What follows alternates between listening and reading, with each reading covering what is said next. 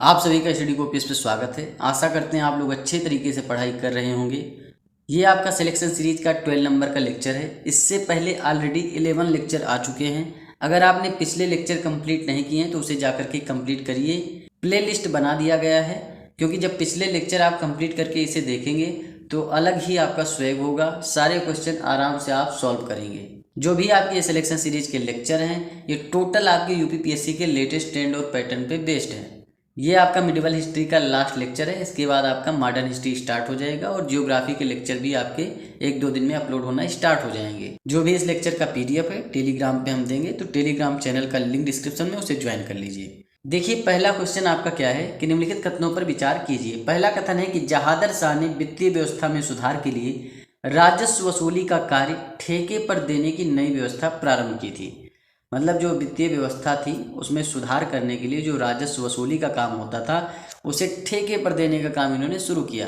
तो ये था आपका पहला कथन। दूसरा कथन क्या है कि जहादर शाह ने मारवाड़ के राजा अजीत सिंह को महाराजा की उपाधि प्रदान कर गुजरात का सूबेदार बनाया। उपयुक्त कथनों में से कौन सा सही है आपको बताना है। देखिए, जहादर शाह के बारे में पहले थोड़ी चीजें आप नोट कर लीजिए। देखिए, जो जहादर शाह होते हैं लंपट मूर्ख उन्हें कहा जाता है। ये बहादुर शाह प्रथम के पुत्र होते हैं। बहादुर शाह प्रथम किसके पुत्र हैं? तो औरंगजेब के पुत्र हैं, क्योंकि औरंगजेब की मृत्यु होती है 1707 में।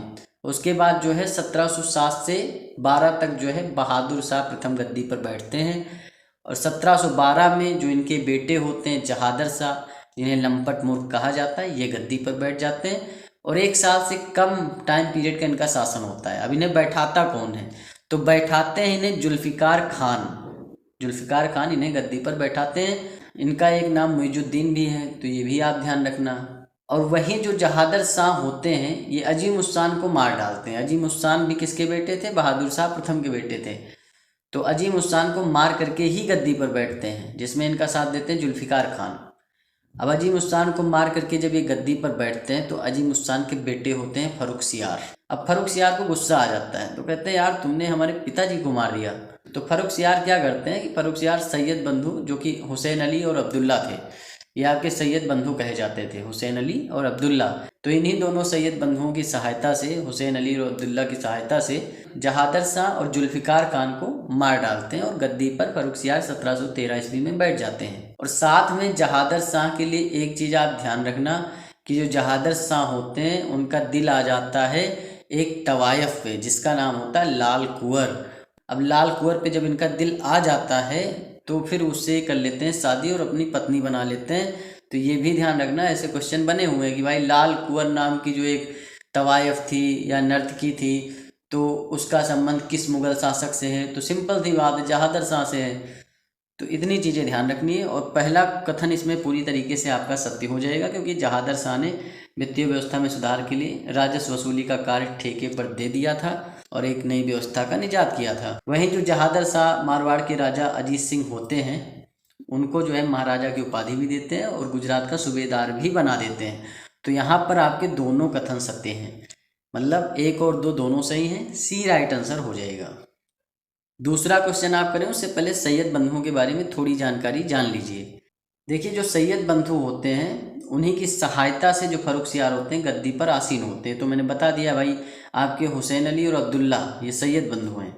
फर्रुखसियार ने सैयद बंधुओं में से अब्दुल्ला खान जो होते हैं उनको वजीर बनाते हैं और हुसैन अली को मीर बख्शी नियुक्त कर देते हैं कि भाई ठीक है, तुमने मुझे गद्दी पर बैठाया है तो तुम क्या करो, अब्दुल्ला खान वजीर बन जाओ, हुसैन अली जो है मीर बख्शी ने बना देते हैं। सैयद बंधुओं को मध्यकालीन भारतीय इतिहास में शासक निर्माता के रूप में जाना जाता है। वहीं जो सैयद बंधु होते हैं जून 1719 में, यहाँ थोड़ा आपका इधर उधर लिख गया है तो ध्यान रखिएगा कि सैयद बंधु जून 1719 में फर्रुखसियार को मरवा देते हैं, मतलब उनकी हत्या करवा देते हैं। सैयद बंधुओं का जो प्रभाव रहता है मोहम्मद शाह के शासनकाल तक रहता है, मतलब मोहम्मद शाह का शासनकाल रहता है वहाँ तक सैयद बंधुओं का जो है प्रभाव रहता है। उसके बाद में सैयद बंधुओं का पतन हो जाता है। वहीं कुछ चीज़ें और ध्यान रखना कि फर्रुखसियार की हत्या के बाद जो सैयद बंधु होते हैं रफ़ी उर दर्जात और रफ़ी उद दौला को मुग़ल बादशाह बनाते हैं। और दोनों ही जो होते हैं, ये दोनों रफ़ी उद दर्जात और रफ़ी उद दौला, ये दोनों ही क्या होते हैं? सैयद बंधुओं की कठपुतली होते हैं। मतलब फर्रुखसियार के बाद गद्दी पर कौन बैठा, कल को क्वेश्चन आ जाए तो सिंपल सी बात है, रफ़ी उद दर्जात और रफ़ी उद दौला। रफ़ीउद्दौला शाहजहां द्वितीय की उपाधि धारण कर मुगल शासन की गद्दी पर बैठते हैं। तो रफ़ीउद्दौला को शाहजहां द्वितीय भी कहा जाता है। शाहजहां तो आपको पता ही है, लेकिन बहुत सारे लोग कंफ्यूज होंगे, भाई शाहजहां द्वितीय का शासनकाल कब चला? तो फर्रुखसियार के बाद चला। सैयद बंधुओं ने जो है रफ़ीउद्दर्जात और रफ़ीउद्दौला को मुगल बादशाह बनाया, जिसमें रफ़ीउद्दौला को शाहजहां द्वितीय कहा जाता है। अब देखिए दूसरा क्वेश्चन आप करेंगे कि सैयद बंधुओं के संदर्भ में निम्नलिखित कथनों पर विचार कीजिए। पहला कथन क्या है कि इन्हें मध्यकालीन भारतीय इतिहास में शासक निर्माता के रूप में जाना जाता है। एकदम सही बात है, जो शासक निर्माता के रूप में इन्हें जाना ही जाता है। फर्रुखसियार को बैठाते हैं, उसके बाद देखिए रफ़ीउद्दर्जात, रफ़ीउद्दौला, ऐसे चलता रहेगा। मोहम्मद शाह का टाइम पीरियड होगा, वहाँ तक इनका काम चलेगा। उसके बाद पतन हो जाता है सैयद बंधुओं का। तो पहला कथन पूरी तरीके से सत्य है। वहीं दूसरा कथन है कि ये अकबर द्वितीय के समकालीन थे। तो भाई गलत है, अभी मैंने बताया मोहम्मद शाह के समकालीन थे। दूसरा कथन आपका गलत हो जाएगा। अकबर द्वितीय का जो टाइम पीरियड होता है वो 1806 से 37 होता है। मतलब एक तरीके से अंग्रेजों का बहुत ही गोल्डन टाइम पीरियड चल रहा था। प्रथम चार्टर एक्ट आया था इन्हीं के समय में, द्वितीय चार्टर एक्ट भी इन्हीं के समय में आया था। 1835 में मुगलों के सिक्के चलना बंद हो गए थे इन्हीं के समय। उसके बाद में बहादुर शाह जफर द्वितीय आते हैं, इन्हीं के बेटे होते हैं। 1858 तक गद्दी पर बैठते हैं, फिर रंगून भेज दिए जाते हैं। तो फिलहाल मोहम्मद शाह का टाइम पीरियड होता है, मतलब मोहम्मद शाह के टाइम पीरियड तक ही सैयद बंधु रहते हैं, वहाँ पतन हो जाता है। और अकबर द्वितीय तो काफ़ी आगे हैं।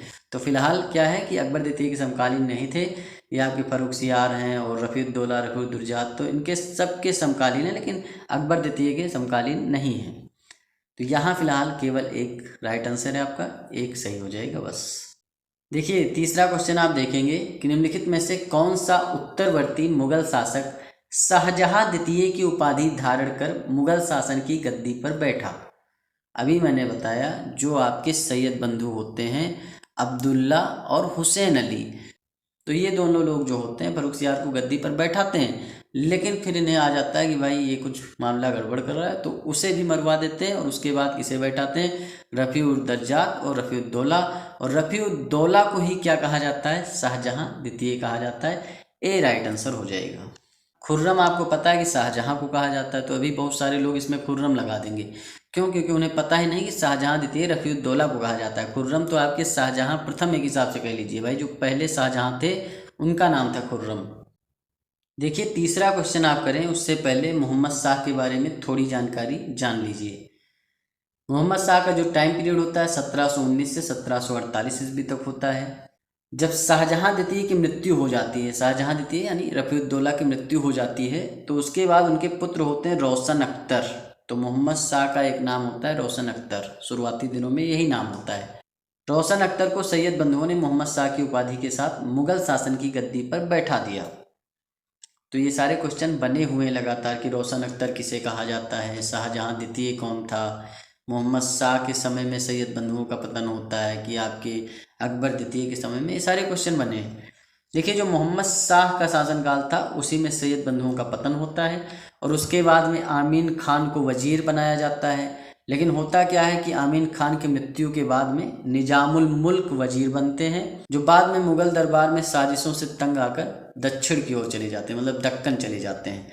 तो निजामुल मुल्क जो आपका हैदराबाद वगैरह से संबंधित हैं, तो अभी उनकी बात भी होगी, टेंशन मत लीजिए। मोहम्मद शाह ही होते हैं जो 1724 ईस्वी में जजिया कर को अंतिम रूप से समाप्त कर देते हैं। तो जजिया कर अंतिम रूप से किस मुगल शासक ने समाप्त किया था? तो मोहम्मद शाह ने समाप्त किया था। मोहम्मद शाह के शासनकाल में ही नादिर शाह के उत्तराधिकारी अहमद शाह अब्दाली 1748 ईस्वी में 50,000 सैनिकों के साथ पंजाब पर आक्रमण करते हैं। अभी क्वेश्चन आ जाए कि भाई अहमद शाह अब्दाली ने सबसे पहले किस पर आक्रमण किया? तो बहुत सारे लोग मराठों पर लगाएंगे। 1761 में आए थे, पानीपत का तृतीय युद्ध हुआ था, उसी में जो है अहमद शाह अब्दाली ने आक्रमण किया था। लेकिन 1748 में जो है मोहम्मद शाह का टाइम पीरियड होता है और नादिर शाह के उत्तराधिकारी होते हैं अहमद शाह अब्दाली। तो ये जो है 50,000 सैनिकों के साथ पंजाब पर आक्रमण करते हैं। नादिर शाह जो कि 1739 में आता है, आक्रमण करता है और मोहम्मद शाह से तख्ते ताऊस, कोहिनूर हीरा और जो आपकी बहुत ही संगीत ग्रंथ होते हैं उनका फारसी में अनुवाद हो रखा होता है, तो भारतीय संगीत शास्त्रों के जो ग्रंथ होते हैं वो भी ले जाता है। तो ये चीज़ ध्यान रखना कि नादिर शाह भी इन्हीं के टाइम पीरियड में 1739 में आया, 1748 में अहमद शाह अब्दाली आया। 5 नंबर क्वेश्चन आप देखेंगे, निम्नलिखित में से किस मुगल शासक के शासनकाल में नादिर शाह के उत्तराधिकारी अहमद शाह अब्दाली ने पंजाब पर आक्रमण किया था।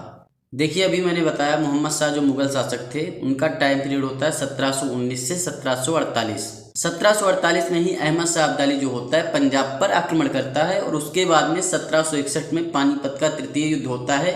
उस समय अहमद शाह अब्दाली जो होता है मराठों के ऊपर आक्रमण करता है जिसमें मराठों की हार हो जाती है। तो जाहिर सी बात है 1748 में जब पंजाब पर आक्रमण करता है अहमद शाह अब्दाली, उस समय जिनका शासन चल रहा था वो थे Mohammad Shah. B right answer हो जाएगा। शाहजहां द्वितीय रफीउद्दौला को कहा जाता है जिन्हें फर्रुखसियार को मारने के बाद सैयद बंधु गद्दी पर बैठाते हैं। जहादर शाह आपको पता ही है कि लंपट मूर्ख कहा जाता है। लाल कुंवर नाम की तवायफ को ये पत्नी भी बनाता है। तो ये सारी चीज़ें हैं। देखिए 6 नंबर क्वेश्चन आप देखेंगे कि अकबर द्वितीय के संदर्भ में निम्नलिखित कथनों पर विचार कीजिए। पहला कथन क्या है कि इसके समय में दिल्ली पर अंग्रेजों का अधिकार हो गया था। दूसरा कथन है कि उसने राजा राम मोहन राय को इंग्लैंड भेजा था। उपयुक्त कथनों में से कौन सा सही है ये आपको बताना है। देखिए जो अकबर द्वितीय का टाइम पीरियड होता है वो 1806 से 1837 होता है। शाह आलम द्वितीय 1759 से 1806 तक गद्दी पर रहते हैं लगभग। तो उनके ये बेटे होते हैं अकबर द्वितीय। देखिए पहला कथन है कि दिल्ली पर अंग्रेजों का अधिकार हो जाता है, एकदम सत्य कथन है। 1803 ईस्वी में दिल्ली पर अंग्रेजों का अधिकार हो जाता है। अकबर द्वितीय ही राजा राम मोहन राय को इंग्लैंड भेजता है। किस लिए भेजता है कि भाई जाओ हमारी पेंशन बढ़वा दो। पेंशन मतलब रोक दी गई थी अंग्रेजों के द्वारा, तो ये पेंशन को बढ़वाने के लिए जो है राम मोहन राय को इंग्लैंड भेजता है और ये राम मोहन राय को राजा की उपाधि भी देता है। अब जाहिर सी बात इनकी पेंशन बढ़वा दी तो वो राजा ही हैं। तो राम मोहन राय को राजा की उपाधि किसने दी? तो अकबर द्वितीय ने दी। ऐसा क्वेश्चन भी बना हुआ है। तो फिलहाल यहाँ पर दोनों कथन सत्य हैं। पहला कथन भी सत्य है, दूसरा भी सत्य है। तो सी राइट आंसर हो जाएगा। 7 नंबर क्वेश्चन आप देखेंगे, निम्नलिखित कथनों पर विचार कीजिए। पहला कथन है कि आलमगीर द्वितीय के बाद अली गौहर शाह आलम द्वितीय की उपाधि धारण कर मुगल शासन की गद्दी पर बैठा। दूसरा कथन है कि आलमगीर द्वितीय ने 1764 में बंगाल के शासक मीर कासिम और अवध के नवाब शुजाउद्दौला के साथ मिलकर अंग्रेजों के विरुद्ध बक्सर के युद्ध में भाग लिया था। उपयुक्त कथनों में से कौन सा सही है आपको बताना है। अली गौहर जो है वो शाह आलम द्वितीय की उपाधि धारण करके गद्दी पर बैठते हैं। तो पहला कथन पूरी तरीके से सत्य है। मतलब शाह आलम द्वितीय का जो नाम होता है, निक नेम होता है, अली गौहर होता है। जैसे अक्षय कुमार का अक्की नाम है, उसी तरीके से शाह आलम द्वितीय का नाम था अली गौहर। वहीं दूसरा कथन आपका पूरी तरीके से असत्य हो जाएगा, क्योंकि जो बक्सर का युद्ध होता है उसमें शाह आलम द्वितीय ही होते हैं जो कि मुगल सेना का प्रतिनिधित्व कर रहे होते हैं, और साथ में जो है अवध के नवाब शुजाउद्दौला होते हैं, मीर कासिम बंगाल के शासक होते हैं। तो इन तीनों की संयुक्त सेना जो है 1764 के युद्ध में बक्सर का युद्ध करती है। अंग्रेजों की सेना का जो प्रतिनिधित्व कर रहे थे वो हेक्टर मुनरो कर रहे थे। अंग्रेजों की जो सेना होती है वो जीत जाती है और इनकी तीनों संयुक्त सेनाएं हार जाती हैं। तो पहला कथन सत्य है, दूसरा असत्य है। ए ही राइट आंसर हो जाएगा। 8 नंबर क्वेश्चन आप देखेंगे, सर सिडनी ओवन ने किसके विषय में लिखा है कि वह अंतिम मुगल शासक था जिसके बारे में कुछ अच्छी बातें कही जा सकती हैं। सर सिडनी ओवन जो थे एक अंग्रेजी लेखक थे।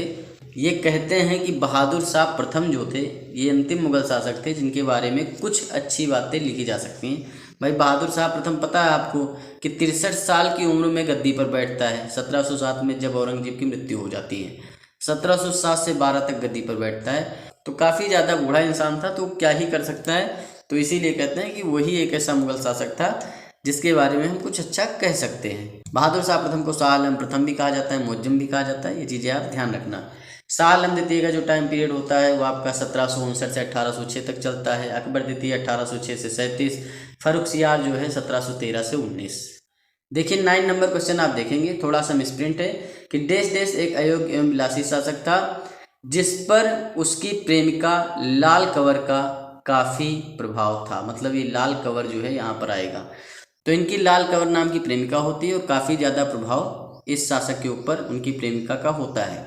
तो मैंने ऑलरेडी आपको बताया कि लाल कंवर नाम की एक तवायफ होती है जिसको ये अपनी पत्नी भी बना लेते हैं। तो ये होते हैं जहादर शाह, जिन्हें लंपट मूर्ख कहा जाता है। 1712 से 13 तक गद्दी पर बैठते हैं। उसके बाद सैयद बंधु फर्रुखसियार को गद्दी पर बैठा देते हैं। इनको मार दिया जाता है फर्रुखसियार के द्वारा। तो ये आपका बी राइट आंसर हो जाएगा।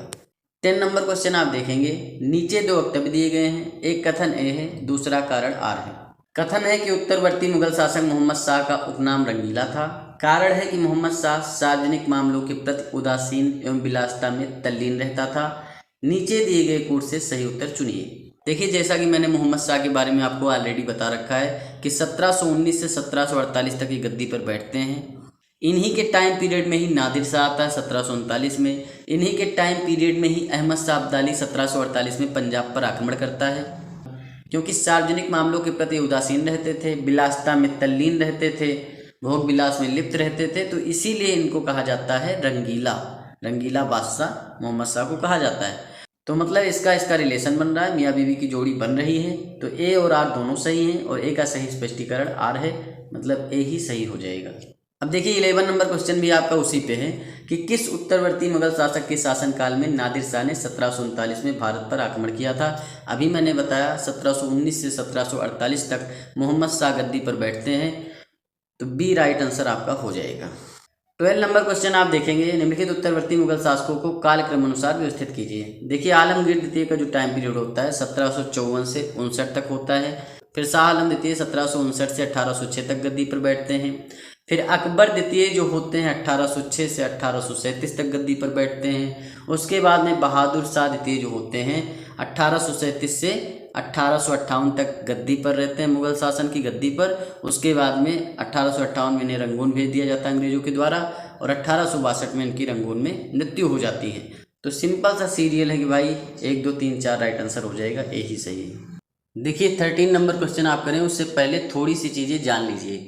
होता क्या है कि 1748 में जब चिनकिलिच खान की मृत्यु हो जाती है तो हैदराबाद में कोई भी योगी शासक नहीं बचता है जो कि अंग्रेजों से टक्कर ले पाए। तो इस प्रकार से हैदराबाद ऐसा भारतीय राज्य था जिसने वेल्लेज़ली की सहायक संधि के तहत एक आश्रित सेना रखना स्वीकार किया था। मतलब सबसे पहला जो राज्य था सहायक संधि को स्वीकार करने वाला वो हैदराबाद था। यहाँ पर थोड़ी सी बात हम भूमियों के बारे में कर लेते हैं। जैसे पोलज जो होता था ऐसी भूमि होती थी जिस पर हर वर्ष खेती होती थी। जिस जमीन पर हर वर्ष खेती होती थी उसे पोलज कहा जाता था। परती कौन सी भूमि होती थी? परती भूमि होती थी जब भूमि पर बुआई ना करके उसे फिर से उर्वरता प्राप्त करने के लिए बिना बोए छोड़ दिया जाता था, तो वो परती कहलाती थी। अभी भी परती छोड़ी जाती है कि हाँ चलो खेत को 1 साल के लिए परती छोड़ दो, 2 साल के लिए छोड़ दो। इससे क्या होगा कि ज़मीन की उर्वरता बढ़ जाएगी और फिर से जब खेती स्टार्ट करेंगे तो काफ़ी ज़्यादा फसल पैदा होगी। चाचर ऐसी भूमि होती थी जिस पर 3 या 4 वर्षों तक कोई भी अनाज पैदा नहीं किया जाता था, मतलब उस पर खेती नहीं की जाती थी, तो उसे चाचर कहते थे। चाचर भूमि आपकी यही होती थी। बंजर भूमि क्या होती थी? बंजर भूमि होती थी या 4-5 वर्षों तक या उससे अधिक समय तक बिना बोए अगर पड़ी रही तो फिर उसे बंजर कहा जाता था। तो परती मतलब 1 साल के लिए लगभग होता है कि 1 साल के लिए जमीन पर कोई बुआई नहीं की गई तो उसे परती भूमि कहते थे। चाचर मतलब 3-4 वर्षों तक उस पर कोई खेती नहीं की गई। बंजर मतलब 5 वर्ष या उससे अधिक समय तक बिना बोए छोड़ दी गई तो उसे बंजर कहा जाता था। तो यहाँ पर आप 13 नंबर क्वेश्चन अब देखेंगे कि निम्नलिखित में से कौन वेल्लेज़ली की सहायक संधि स्वीकार करने वाला प्रथम राज्य था। तो अभी मैंने बताया कि 1748 में चिनकिलिच खान की मृत्यु हो जाती है, उसके बाद में कोई भी योगी शासक नहीं बचता है, तो लॉर्ड वेल्लेज़ली की जो सहायक संधि होती है उसको स्वीकार करने वाला प्रथम राज्य जो होता है वो हैदराबाद होता है। डी राइट आंसर हो जाएगा। अभी मॉडर्न हिस्ट्री जब आएगी तो सारी बात हम सहायक संधि के बारे में करेंगे। वहीं 14 नंबर क्वेश्चन आप देखेंगे कि मुगल काल में जब भूमि पर बुआई न करने उसे फिर से उर्वरता प्राप्त करने के लिए प्रायः 1 वर्ष के लिए बिना बोए छोड़ दिया जाता था, तो वह भूमि कहलाती थी। तो उस भूमि को कहते थे परती। बी राइट आंसर हो जाएगा। पोलज भूमि होती थी, मतलब हर साल उस पर खेती की जा रही तो उसे पोलज कहते थे। परती मतलब 1 साल के लिए बिना बोए छोड़ दी गई तो उसे परती कहते थे। चाचर मतलब 4 वर्षों के लिए जो है बिना बोए छोड़ दिया गया तो उसे चाचर कहते थे। वहीं बंजर भूमि होती थी 5 वर्ष या उससे अधिक के लिए बिना बोए छोड़ दिया गया तो उसे बंजर भूमि कहते थे। यहाँ फिलहाल राइट आंसर आपका बी हो जाएगा। बी ही सही है। देखिए जो अवध की स्थापना करते हैं नवाब सादत खान करते हैं और ये पहले नवाब भी माने जाते हैं अवध के, क्योंकि यही स्थापना करते हैं तो पहले नवाब इन्हीं को कहा जाता है। अंग्रेज जो होते हैं अवध को एक मध्यवर्ती राज्य के रूप में प्रयोग करते हैं, मतलब बीच का जो सेंट्रल एरिया होता है उसके रूप में इसको प्रयोग करते हैं। और ये कब तक करते हैं? जब तक उनका मराठों पर पूर्ण नियंत्रण नहीं हो जाता है। अवध के जो अंतिम नवाब होते हैं वो आपके नवाब वाजिद अली शाह होते हैं। इनका जो कार्यकाल होता है 1847 से 1856 होता है। 1856 में ब्रिटिश जो होते हैं अवध को अपने साम्राज्य में मिला लेते हैं। वहीं जो 1761 में पानीपत का युद्ध होता है अहमद शाह अब्दाली और मराठों के मध्य में, वो अहमद शाह अब्दाली का साथ देते हैं और उनकी तरफ से युद्ध लड़ते हैं। शुजाउद्दौला के बारे में एक चीज़ और आपको पता होनी चाहिए कि जो बक्सर का युद्ध होता है उसमें जो 3 सेनाएं होती हैं, उसमें अवध के नवाब शुजाउद्दौला की सेना भी होती है और बंगाल के नवाब मीर कासिम की सेना होती है और मुगल शासक आपके शाह आलम द्वितीय की सेना होती है। वहीं प्रथम आंग्ल मैसूर युद्ध आप देख लीजिए कि 1767 से 69 में होता है, मतलब 1767 से स्टार्ट होता है और 1769 तक चलता है। ये सब क्वेश्चन पूछे जाते हैं। 1769 में जब युद्ध समाप्त होता है तो अंग्रेजों की एक तरह से हार हो चुकी थी, इसीलिए डिसीजन ये होता है कि मद्रास की संधि होती है। 15 नंबर क्वेश्चन आप देखेंगे कि अवध के नवाब के संदर्भ में निम्नलिखित कथनों पर विचार कीजिए। पहला कथन क्या है कि पानीपत के तृतीय युद्ध में नवाब शुजाउद्दौला ने अहमद शाह अब्दाली का साथ दिया था। अभी मैंने बताया, एकदम सही बात है। शुजाउद्दौला जो होते हैं अवध के नवाब, जो पानीपत का तीसरा युद्ध होता है अहमद शाह अब्दाली और मराठों के बीच, तो अवध के नवाब शुजाउद्दौला अहमद शाह अब्दाली का साथ देते हैं। पहला कथन पूरी तरीके से सत्य है। वहीं दूसरा कथन है कि अवध का अंतिम नवाब सादत खान था, ये गलत हो जाएगा। जो अवध के पहले नवाब थे वो सादत खान थे, अवध के जो अंतिम नवाब थे वो वाजिद अली शाह थे, तो दूसरा कथन पूरी तरीके से असत्य है। उपयुक्त कथनों में से कौन सा सही है, तो केवल एक सही है, ये राइट आंसर हो जाएगा। 16 नंबर क्वेश्चन आप देखेंगे, यहाँ पर पूछा गया है कि प्रथम आंग्ल मैसूर युद्ध किनके बीच हुआ था। तो अभी मैंने बताया कि हैदर अली और अंग्रेजों के मध्य प्रथम आंग्ल मैसूर युद्ध होता है, जिसमें अंग्रेजों की एक बुरी हार होती है। मद्रास की संधि के तहत ये युद्ध समाप्त होता है। तो यहाँ फिलहाल राइट आंसर हो जाएगा अंग्रेजों और हैदर अली के बीच, भी राइट आंसर हो जाएगा।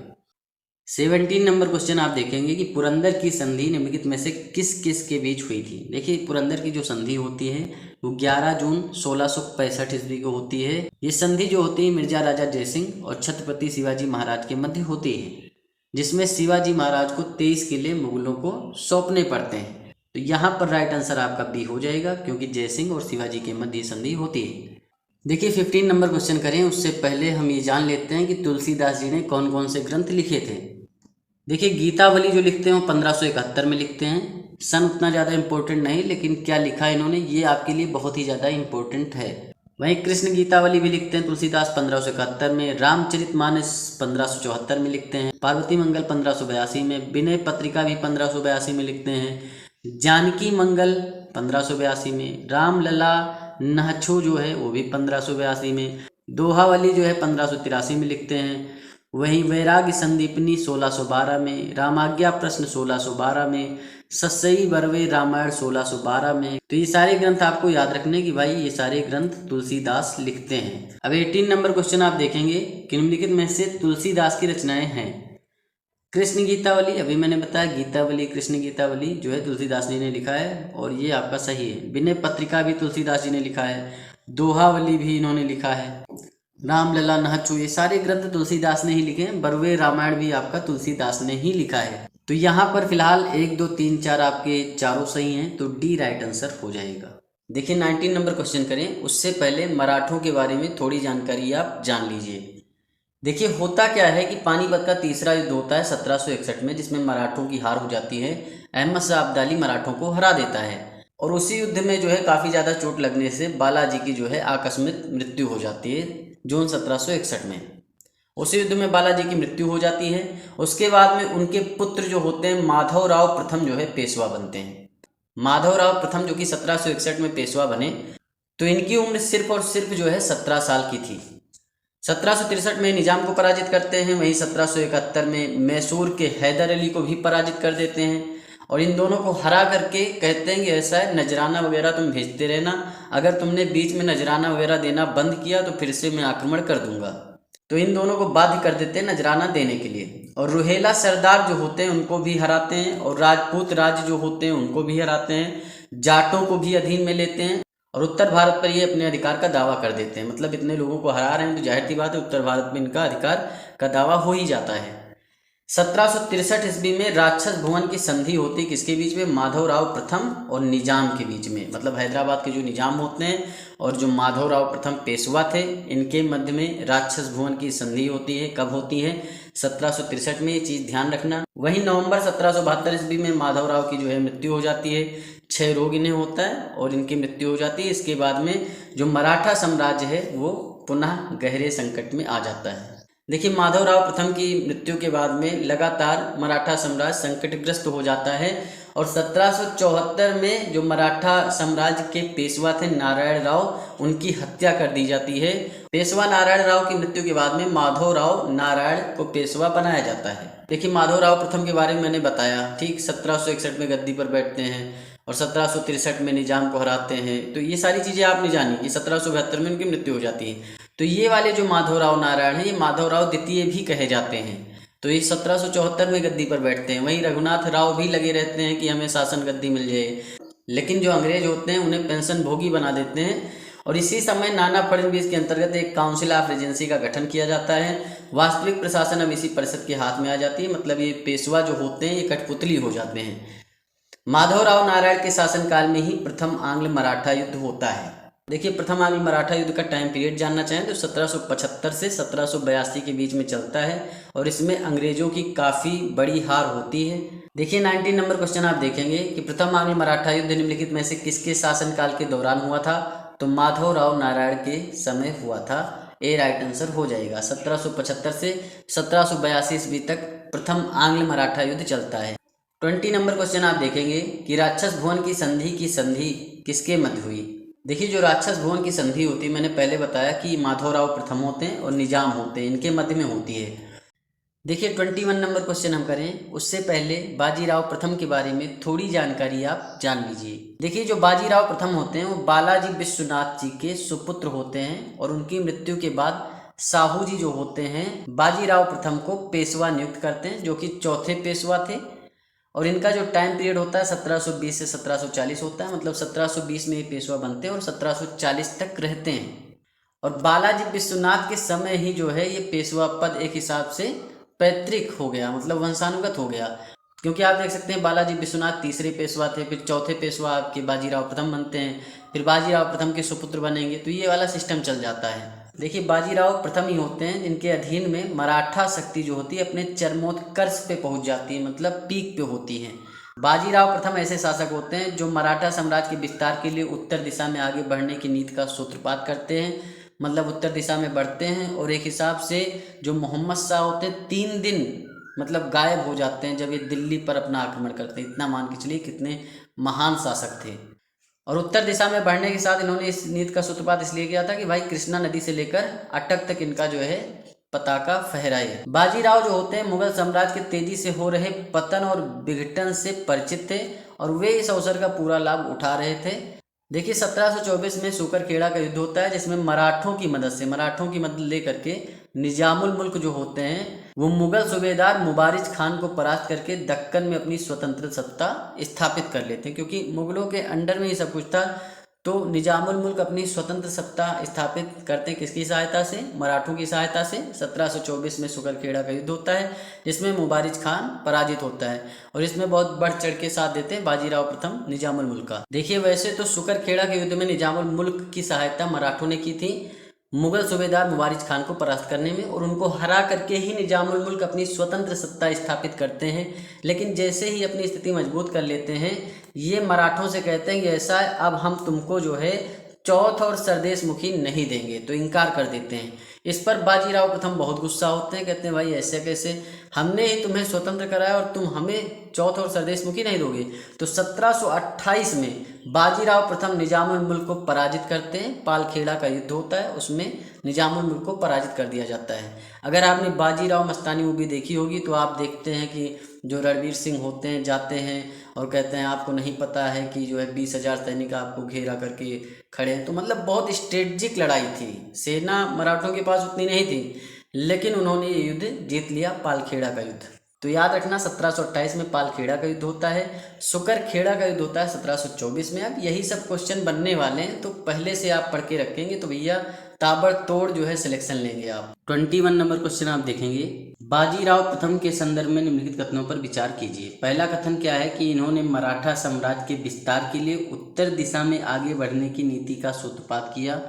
पहला कथन पूरी तरीके से सत्य है, जैसा कि मैंने बताया कि बाजीराव प्रथम होते हैं वो उत्तर दिशा में आगे बढ़ने की नीति का सूत्रपात करते हैं। वहीं जो है दूसरा कथन आपका है कि 1728 ईस्वी में बाजीराव ने निजामुल मुल्क को पालखेड़ा के युद्ध में पराजित किया। उपयुक्त कथनों में से कौन सा सही है? देखिए जो दूसरा कथन है वो पूरी तरीके से असत्य हो जाएगा, क्योंकि निजामुल मुल्क जो होते हैं उन्हें पाल खेड़ा के युद्ध में बाजीराव प्रथम पराजित तो करते हैं, लेकिन 1828 में नहीं करते, वो 1728 में पराजित करते हैं। इसीलिए दूसरा कथन पूरी तरीके से असत्य है, पहला कथन सत्य है। तो केवल एक राइट आंसर हो जाएगा, ए सही है आपका। देखिए, बाजीराव प्रथम के बारे में आपने अच्छे से सब कुछ जान लिया, लेकिन बालाजी विश्वनाथ जो कि उनके पिताजी थे, उनके बारे में थोड़ी जानकारी आप जान लीजिए। देखिए, जो बालाजी विश्वनाथ होते हैं इनका टाइम पीरियड होता है 1713 से 1720। जो बालाजी विश्वनाथ थे वो आपके चित्पावन कुल के एक ब्राह्मण थे। देखिए, इन्होंने अपना जीवन जो है वो छोटे से राजस्व अधिकारी के रूप में प्रारंभ किया था। तो किसके यहाँ थे राजस्व अधिकारी? ये बालाजी विश्वनाथ 1699 से 1708 ईस्वी तक धनाजी जादव के यहाँ सेवा में थे और वहीं पर ये राजस्व अधिकारी थे।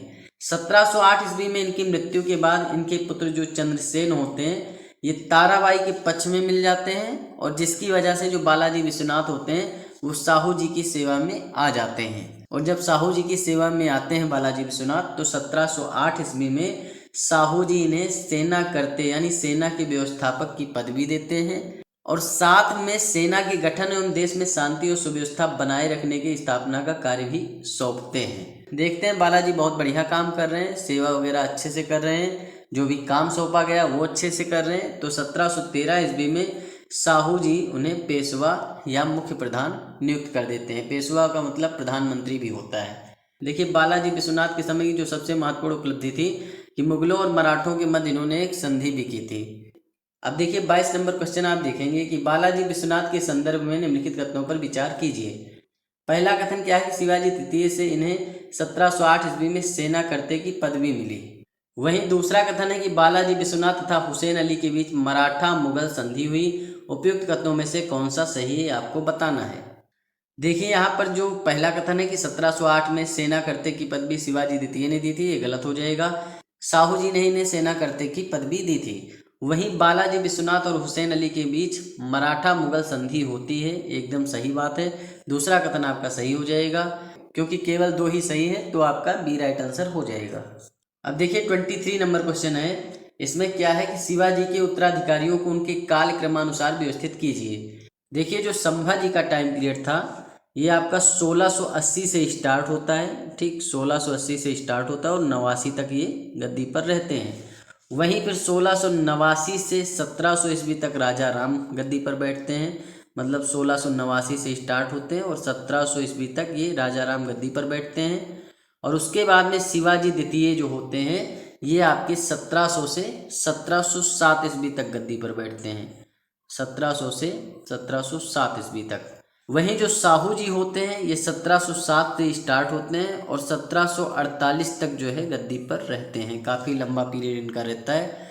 तो यहाँ पर आप देख सकते हैं कि सब कुछ ऑलरेडी सीरियल में ही है, मतलब संभाजी के बाद में राजा राम जी के बाद में शिवाजी द्वितीय, फिर उनके बाद में साहू जी, मतलब ए ही राइट आंसर हो जाएगा।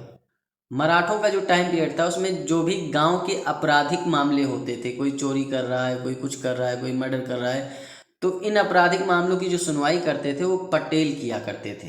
देखिए, जो पटेल होते थे ये आजकल के जो तहसीलदार होते हैं उनके समान होते थे। और जो भी आपके दीवानी फौजदारी के मामलों की अपील की सुनवाई होती थी वो ब्राह्मण न्यायाधीश किया करते थे। और ये तो था ही, साथ में जो इनके निर्णय होते थे प्राचीन स्मृतियों के आधार पर किए जाते थे। और जो अपील की अंतिम अदालत होती थी उसे कहा जाता था हाजिर मजलिस, जो कि संभवतः शिवाजी की मृत्यु के बाद समाप्त हो गई थी। तो ये सारी चीज़ें आप समझ गए कि भाई जो आपराधिक मामलों की सुनवाई करते थे पटेल करते थे, दीवानी फौजदारी के मामलों की अपील की सुनवाई ब्राह्मण न्यायाधीश करते थे, और इनके जो निर्णय होते थे प्राचीन स्मृतियों के आधार पर थे। और अपील की अंतिम अदालत हाजिर मजलिस थी, जो संभवतः शिवाजी की मृत्यु के बाद समाप्त हो जाती है। वहीं सरदेश मुखी के बारे में थोड़ी जानकारी आप जान लीजिए। जो सरदेश मुखी होती थी आय का 10% या फिर 1/10 अंश के रूप में होता था, जो एक अतिरिक्त कर था। मतलब जो भी चीज़ें होती थी, जैसे अनाज पैदा होता है तो सरदेश मुखी देनी है तो 1/10 देनी है, मतलब 10% देना है। 1 कुंटल हुआ तो 10 किलो देना है। देखिए, सरदेश मुख लिया क्यों जाता था इसके बारे में जान लीजिए। शिवाजी के अनुसार देश के वंशानुगत सरदेश मुख यानी प्रधान मुखिया होने के नाते लोगों के हितों की रक्षा करने के बदले उन्हें सरदेश मुखी लेने का अधिकार है। मतलब जो भी आपकी रक्षा की जाती है, सुरक्षा दी जाती है, उसके बदले में 10% आपको कर देना पड़ेगा। देसाइयों तथा देशमुखों का मुखिया सरदेशमुख कहलाता था। जो भी देसाइयों होते थे और देशमुख होते थे, जो उनके मुखिया होते थे, उन्हें सरदेशमुख कहा जाता था। मतलब वही सरदेशमुखी कर वसूलते थे। देखिए, जो शिवाजी की राजस्व व्यवस्था थी वो अहमदनगर राज्य में मलिक अंबर के द्वारा जो अपनाई गई रैयतवाड़ी व्यवस्था थी उसी के हिसाब की थी। शिवाजी ने भूमि को ठेके पर देने की प्रथा को त्याग दिया। मतलब जो ठेकेदारी चलती थी उसको त्याग देते हैं और भूमि के पैमाइश के आधार पर जो है उत्पादन का अनुमान भी इनके समय में लगाया जाता है कि हाँ भाई, इतना उत्पादन होगा तो इतना कर हमें दीजिए। शुरुआती दिनों में शिवाजी ने पैदावार का 33% लगान वसूल करने का निर्णय लिया, परंतु बाद में स्थानीय करों और चुंगियों को माफ करने के बाद इसे 40% कर दिया गया था। तो ये चीज़ आप ध्यान रखेंगे कि जो मतलब शिवाजी पैदावार का 33% लेते थे, लगान वसूलते थे, लेकिन बाद में कर और चुंगियों को माफ कर दिया और इसके बदले में लगान को 40% कर दिया। देखिए 24 नंबर क्वेश्चन आप देखेंगे कि शिवाजी के काल में न्याय प्रशासन के संदर्भ में निम्नलिखित कथनों पर विचार कीजिए। पहला कथन क्या है कि ब्राह्मण न्यायाधीश केवल दीवानी मामलों की अपील की सुनवाई करते थे। दूसरा कथन है कि ब्राह्मण न्यायाधीश के निर्णय प्राचीन स्मृतियों के आधार पर होते थे। उपयुक्त कथनों में से कौन सा सही है आपको बताना है। देखिए, जो ब्राह्मण न्यायाधीश थे वो केवल दीवानी मामलों की सुनवाई नहीं करते थे, दीवानी के साथ साथ वो फौजदारी मामलों की सुनवाई भी करते थे। तो जहाँ केवल आ जाता है किसी क्वेश्चन में तो इसका मतलब ये समझ जाइए कि लगभग क्वेश्चन आपका गलत ही होगा, लगभग कथन आपका गलत ही होगा। तो यहाँ भी केवल आया है तो केवल दीवानी की नहीं, साथ में फौजदारी की भी सुनवाई करते थे। तो पहला कथन आपका पूरी तरीके से गलत है। जो ब्राह्मण न्यायाधीश के निर्णय होते थे प्राचीन स्मृतियों के आधार पर होते थे। ये चीज़ मैंने बताई कि जो दीवानी फौजदारी में वो निर्णय लेते थे वो जो है इनके प्राचीन स्मृतियों के आधार पर ही होते थे। तो दूसरा कथन आपका सत्य है, तो बी राइट आंसर हो जाएगा क्योंकि केवल 2 ही सही है। 25 नंबर क्वेश्चन आप देखेंगे, सरदेशमुखी के संदर्भ में निम्नलिखित कथनों पर विचार कीजिए। पहला कथन क्या है कि यह आय का 20% या 1/20 अंश के रूप में होता था। पूरी तरीके से गलत है क्योंकि मैंने बताया कि जो सरदेशमुखी होता था वो 10% होता था, मतलब 1/10 अंश के रूप में लिया जाता था। और सरदेशमुखी लेने का मतलब ये होता है हितों की रक्षा के लिए लिया जाता था। तो दूसरा कथन भी यही है कि इसे लोगों के हितों की रक्षा के बदले लिया जाता था। दूसरा कथन एकदम सही है, पहला गलत है। तो उपयुक्त कथनों में से कौन सा सही है? केवल 2 सही है, बी राइट आंसर हो जाएगा। 26 नंबर क्वेश्चन आप देखेंगे कि शिवाजी कालीन राजस्व प्रशासन के संदर्भ में निम्नलिखित कथनों पर विचार कीजिए। पहला कथन क्या है कि शिवाजी ने भूमि को ठेके पर देने की प्रथा को त्याग दिया। तो पहला कथन पूरी तरीके से सत्य है। शिवाजी जो ठेकेदारी व्यवस्था होती है भूमि को देने की, उसे त्याग देते हैं, उसे खत्म कर देते हैं। वहीं दूसरा कथन क्या है कि भूमि की पैमाइश के आधार पर उत्पादन का अनुमान लगाया जाता था। दूसरा कथन भी आपका सही है। उपयुक्त कथनों में से कौन सा सही? दोनों सही हैं। 1 और 2 दोनों सही, तो सी राइट आंसर हो जाएगा। मराठा साम्राज्य के बारे में थोड़ी जानकारी आप और भी जान लीजिए। होता क्या है कि जो गांव के प्राचीन पैतृक अधिकारी होते थे उनको पाटिल कहा जाता था और जिले के जो अधिकारी होते थे उन्हें देशमुख या देश पांडे कहा जाता था। भूमि के पैमाइश रस्सी के स्थान पर काठी या जरीब से किया जाता था। मतलब रस्सी से नहीं नापते थे भूमि को, किसी काठी से या जरीब से नापा जाता था। और एक चीज़ और ध्यान रखना कि जो खेतों का विवरण होता था उसको रखने के लिए भूस्वामियों से कबूलियत भी ली जाती थी।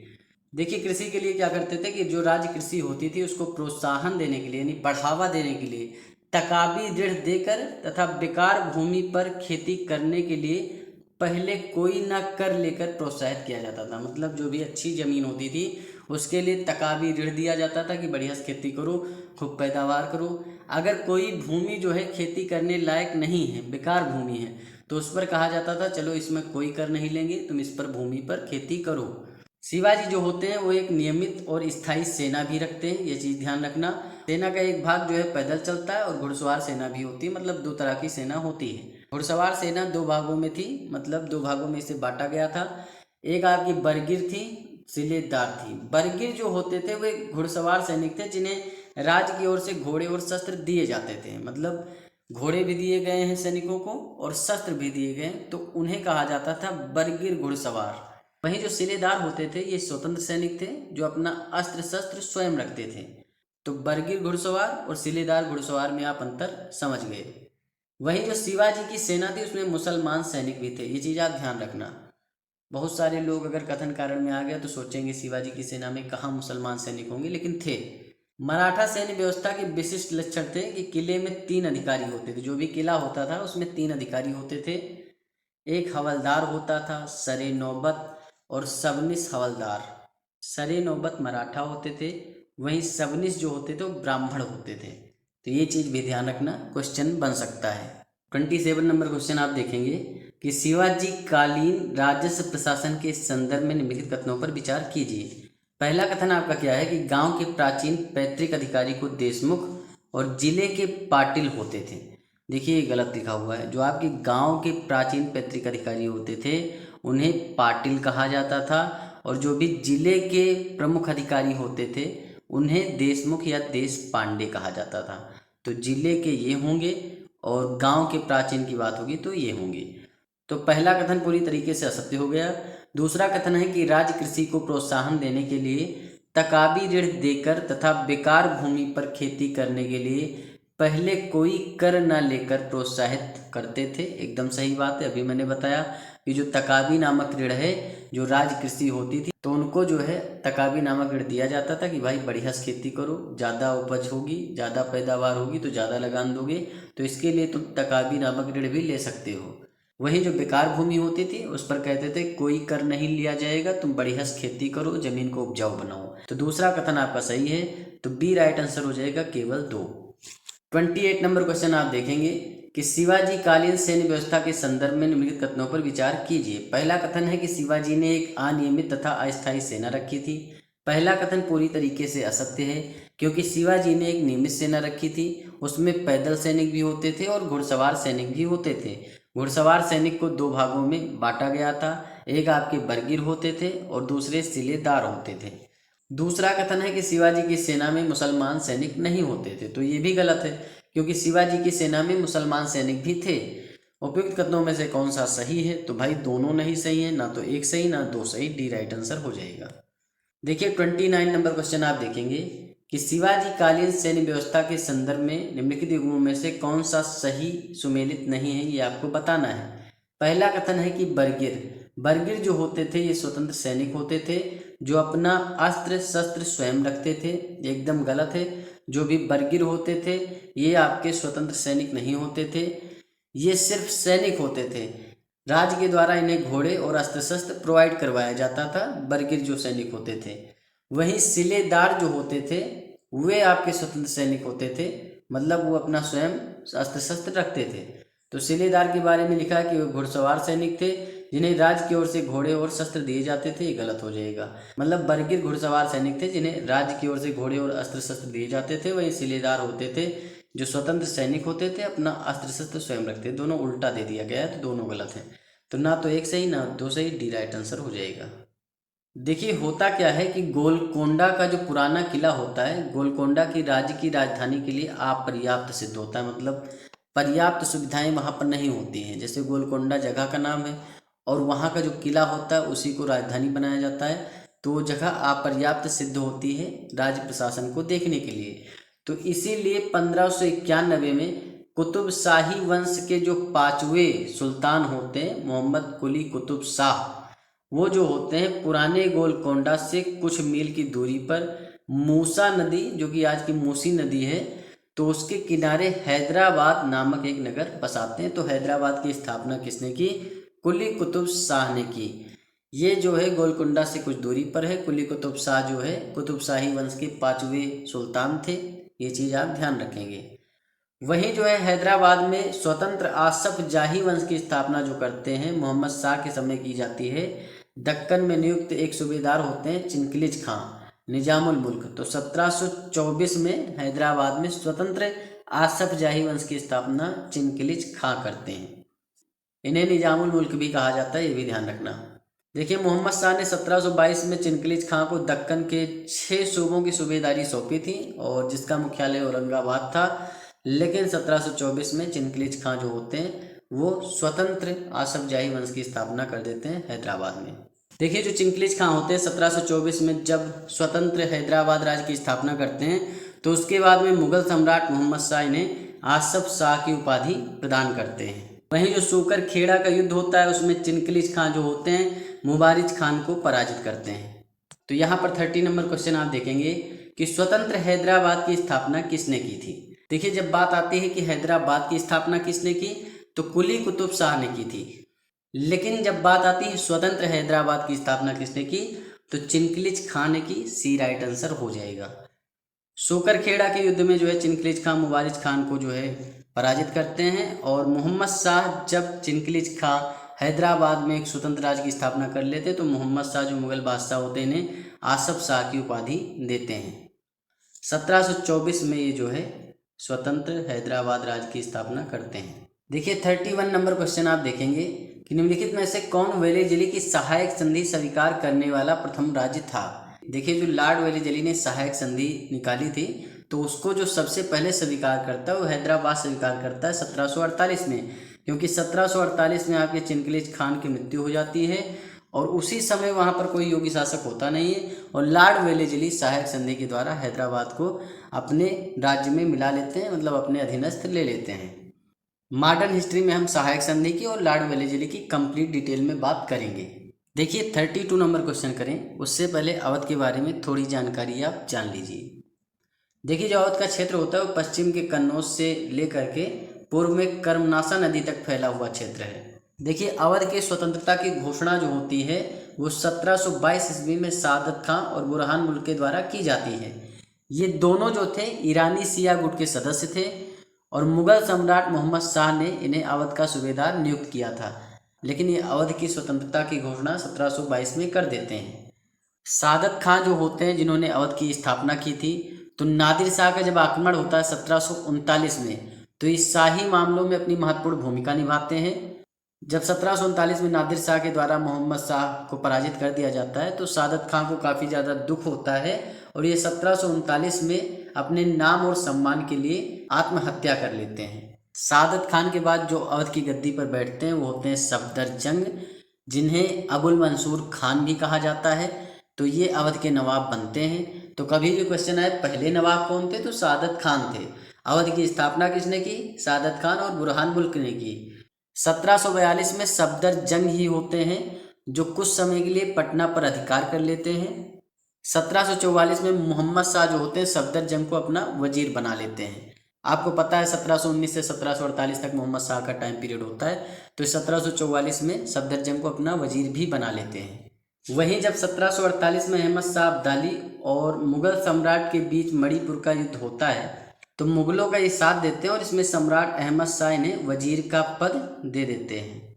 सफदरजंग ने फर्रुखाबाद के बंगस नवाबों जाटों के विरुद्ध सैन्य अभियान भी किया था और इसी में जयप्पा सिंधिया मल्लेराव के साथ नवाब ने एक मैत्री संधि भी की थी।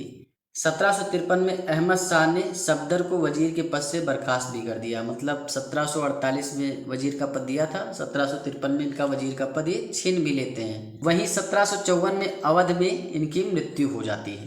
सफदरजंग के बाद जो है इनके उत्तराधिकारी बनते हैं शुजाउद्दौला। शुजाउद्दौला के बारे में आपने काफ़ी बार सुना है।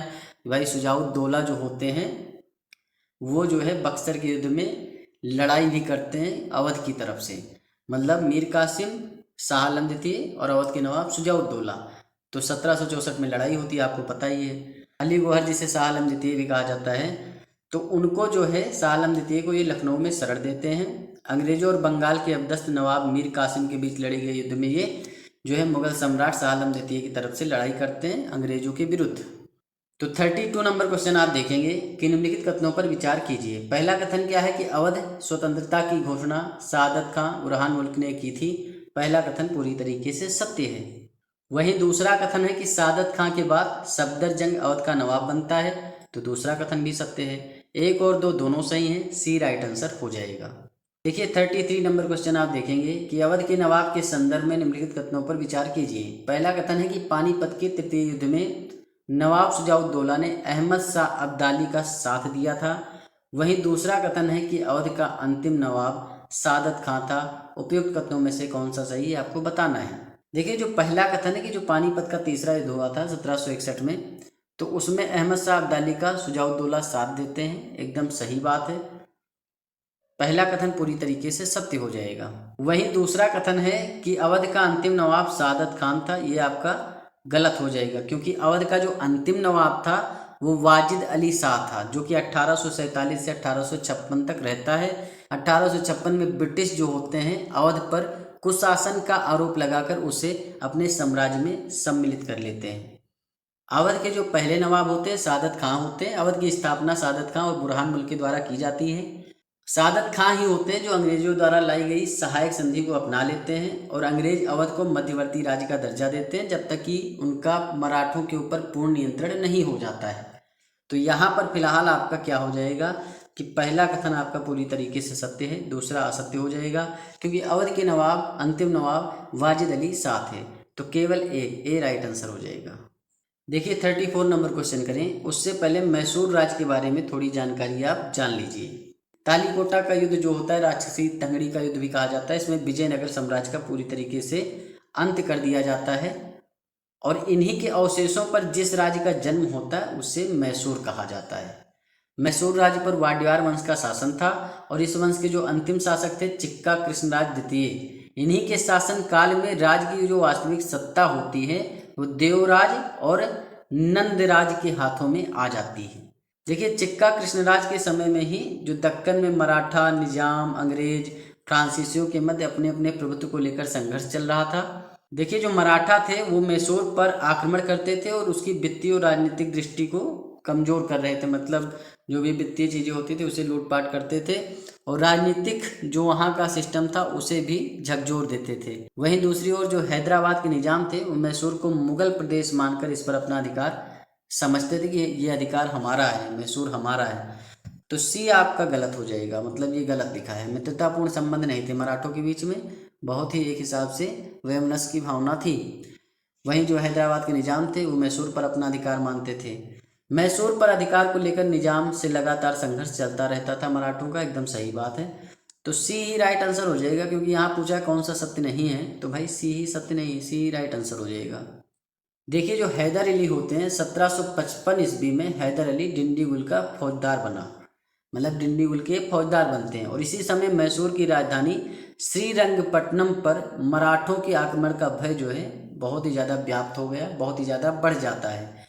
इसी के परिणाम स्वरूप हैदर अली को राजधानी की राजनीति में हस्तक्षेप कर नंदराज और देवराज को राजनीति से संन्यास लेने के लिए विवश करना पड़ा। वहीं मैसूर राज्य के हैदर विरोधी गुट जो थे वो मराठों को मैसूर पर आक्रमण के लिए आमंत्रित करते थे, मतलब हैदर अली के जो विरोधी गुट थे वो मराठों को मैसूर पर आक्रमण करने के लिए आमंत्रित करते थे कि आओ भाई आक्रमण करो। देखिए पानीपत के तीसरे युद्ध में मराठे हार जाते हैं तो 1761 में हैदर अली को टाइम मिल जाता है और ये अपनी स्थिति मजबूत कर लेता है और 1761 में ही हैदर अली के पास मैसूर की समस्त शक्ति केंद्रित हो जाती है और डिंडीगुल में हैदर अली ने फ्रांसीसियों के सहयोग से 1735 नहीं होगा यहाँ पर 1755 ईस्वी में एक शस्त्रागार की स्थापना की। तो 1755 ईस्वी में ये एक शस्त्रागार की स्थापना करते हैं फ्रांसीसियों के सहयोग से, कहाँ पर, डिंडीगुल में। वहीं आप जो है प्रथम आंग्ल मैसूर युद्ध के बारे में भी जान लीजिए। ये युद्ध होता है हैदर अली और अंग्रेजों के मध्य होता है। आंग्ल मतलब अंग्रेज और मैसूर मतलब मैसूर राज्य। तो मैसूर राज्य में जो शासन कर रहे थे हैदर अली कर रहे थे। तो 1767 से स्टार्ट होता है युद्ध, 1769 तक होता है और इसमें जो है अंग्रेजों को एक तिरस्कारपूर्ण संधि करनी पड़ती है जिसे मद्रास की संधि कहा जाता है।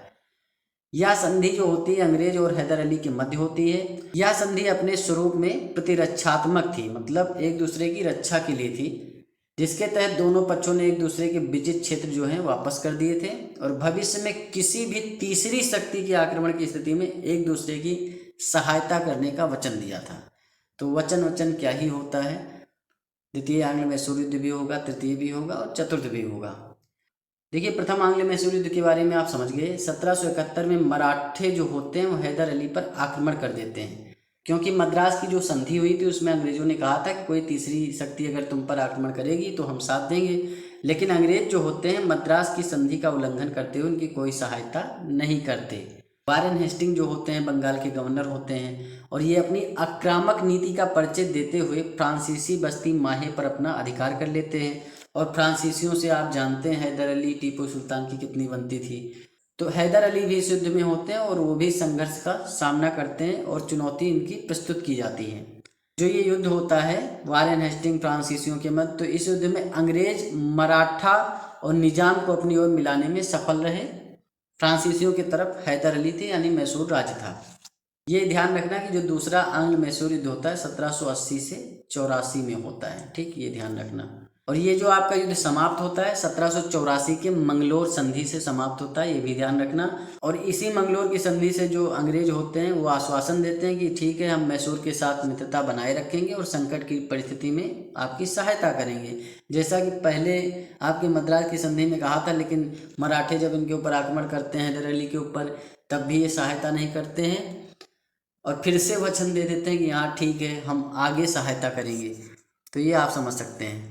35 नंबर क्वेश्चन आप देखेंगे कि हैदर अली के संदर्भ में निम्नलिखित कथनों पर विचार कीजिए। पहला कथन क्या है कि 1755 ईस्वी में हैदर अली मराठा सेना में फौजदार नियुक्त होते हैं। वहीं दूसरा कथन है कि डिंडीगुल में टीपू सुल्तान ने फ्रांसीसियों के सहयोग से एक शस्त्रागार की स्थापना की थी। उपयुक्त कथनों में से कौन सा सही है आपको बताना है। देखिए 1755 में हैदर अली जो होते हैं वो डिंडीगुल में फौजदार नियुक्त होते हैं और फ्रांसीसियों के अंडर में काम करते हैं। तो पहला कथन आपका जो है वो पूरी तरीके से असत्य हो जाएगा क्योंकि यहाँ मराठा लिखा है। दूसरा कथन क्या है कि डिंडीगुल में टीपू सुल्तान ने फ्रांसीसियों के सहयोग से एक शस्त्रागार की स्थापना की। दूसरा कथन आपका सही हो जाएगा। तो पहला असत्य है, दूसरा सत्य है, केवल बी राइट आंसर हो जाएगा। 36 नंबर क्वेश्चन आप देखेंगे कि प्रथम आंग्ल मैसूर युद्ध किनके बीच हुआ था। तो जाहिर सी बात है अंग्रेजों के मध्य और मैसूर राज्य के मध्य। देखिए अंग्रेज तो थे ही और मैसूर राज्य की तरफ से हैदर अली थे। तो अंग्रेजों और हैदर अली के मध्य होता है मद्रास की संधि होती है। प्रतिरक्षात्मक एक संधि होती है कि कोई अगर तीसरा हमला करेगा तो हम एक दूसरे का साथ देंगे। लेकिन 1771 में जैसे ही मराठे हमला करते हैं अंग्रेज चुपचाप जो है पॉपकॉर्न लेकर देखते रहते हैं कि ठीक है लड़ो, मैं देख रहा हूँ। तो ये वाला सिस्टम होता है। मद्रास की संधि से ये युद्ध समाप्त होता है। 36 नंबर क्वेश्चन आप देखेंगे, 2 बार रिपीट हो चुका लेकिन कर लीजिए कि द्वितीय आंग्ल मैसूर युद्ध का परिणाम था, मतलब किस संधि के तहत ये समाप्त हुआ था। तो ये आपका मंगलोर की संधि के तहत समाप्त हुआ था। 1780 से 84 के बीच में द्वितीय आंग्ल मैसूर युद्ध होता है और मंगलोर की संधि से समाप्त होता है। 37 नंबर क्वेश्चन आप देखेंगे, उससे पहले हम शिवाजी के बारे में थोड़ी बात करेंगे। शिवाजी जो कि 1627 में इनका जन्म होता है और 1680 में इनकी मृत्यु होती है। शिवाजी के जन्म की अगर बात करें तो पूना के निकट शिवनेर के किले में 20 अप्रैल 1627 को इनका जन्म हुआ। शिवाजी जो थे वो शाहजी भोसले और जीजाबाई के पुत्र थे। 1656 ईस्वी में रायगढ़ को मराठा राज्य की ये राजधानी बनाते हैं। शिवाजी की विस्तारवादी नीति से बीजापुर के शासक जो होते हैं वो सशंकित हो जाते हैं और उनमें जो है एक आशंका आ जाती है, खलबली मच जाती है और इन्होंने शिवाजी की शक्ति को दबाने के लिए अफजल खान को भेजा और शिवाजी ने 1659 ईस्वी में अफजल खान को पराजित करके उसकी हत्या कर दी। बीजापुर के जो आदिल शाह थे वो तो इनकी शक्ति से घबरा ही रहे थे। वहीं जो है शिवाजी की बढ़ती शक्ति से घबराकर औरंगजेब ने शाइस्ता खान को दक्षिण का गवर्नर नियुक्त किया और शिवाजी ने 1663 ईस्वी में शाइस्ता खान को भी पराजित किया। तो 1659 में अफजल खान को मारते हैं और 1663 ईस्वी में शाइस्ता खान को मारते हैं। जब देखते हैं औरंगजेब की भाई कोई इन्हें हरा ही नहीं पा रहा है तो औरंगजेब जो है मिर्जा राजा जयसिंह को दक्षिण भेजते हैं। तो जयसिंह के नेतृत्व में पुरंदर के किले पर मुगलों की विजय हो जाती है और रायगढ़ की घेराबंदी कर दी जाती है, जिसकी वजह से जून 1665 में मुगलों और शिवाजी के बीच पुरंदर की संधि होती है। शिवाजी के बारे में थोड़ी जानकारी और भी जानेंगे आप कि शिवाजी ने अपने राज्य के विस्तार का आरंभ 1643 ईस्वी में बीजापुर के सिंहगढ़ किले को जीतकर किया था और इसके पश्चात 1646 में तोरण का किला जीतते हैं। 1674 ईस्वी में रायगढ़ के किले में छत्रपति की उपाधि धारण करके अपना राज्याभिषेक करवाते हैं। शिवाजी का जो अंतिम अभियान था वो 1676 में कर्नाटक अभियान था, ये भी ध्यान रखना। 12 अप्रैल 1680 ईस्वी को शिवाजी की मृत्यु हो जाती है। शिवाजी के जो संरक्षक और शिक्षक थे वो कोड़देव थे और इनके समर्थ गुरु रामदास भी थे। 37 नंबर क्वेश्चन आप देखेंगे कि शिवाजी के संदर्भ में निम्नलिखित कथनों पर विचार कीजिए। पहला कथन है कि शिवाजी ने 1656 ईस्वी में रायगढ़ को मराठा राज्य की राजधानी बनाया था। तो पहला कथन पूरी तरीके से सत्य है। वहीं 1675 में मुगलों और शिवाजी के बीच पुरंदर की संधि होती है।